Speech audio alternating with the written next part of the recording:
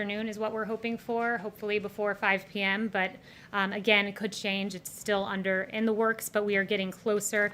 With regard to Hong Kong, I would just say, reiterate what I said 2 days ago, but I would also say that China's decision to impose a new national security law in Hong Kong lies in direct conflict with its international obligations under the principles of the legally binding UN-registered Sino-British Joint Declaration, and that Secretary Pompeo determined that Hong Kong does not warrant different treatment under U.S. laws because Hong Kong no longer remains sufficiently autonomous from the PRC. And then anything further, I'd refer you to the State Department for now. Just one more somewhat related. The House recently passed a bill about a minority group in China, the Uyghurs, if I said that correctly.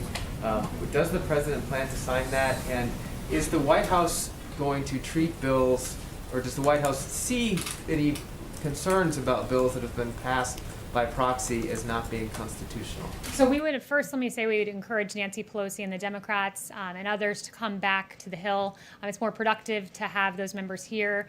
The Senate has convened, the House can do the same, and they can do it in person. But with regard to the Uyghurs, that's a very important question. We haven't received the bill yet, so the president hasn't been able to look through it, and I won't get ahead of him on announcing one way or the other on that, but I would note that the Trump administration continues to take actions to hold the CCP accountable for its highly repressive campaign against the Uyghurs and other religious and ethnic minorities.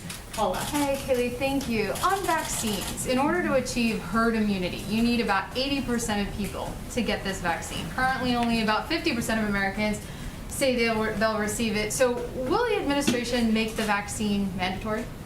So the vaccine, let me just note that we're working aggressively to get one, and we would like to get one by the end of the year. Everything does not depend on a vaccine. Vaccine's an important component of this, but there are also therapeutics. We're seeing there's not necessarily a tie to reopening and an increase in cases, so that's encouraging. And I would refer you further to Alex Azar, who's made extensive comments on a vaccine and the necessity. It's clear if you guys will make it mandatory, if you'll use your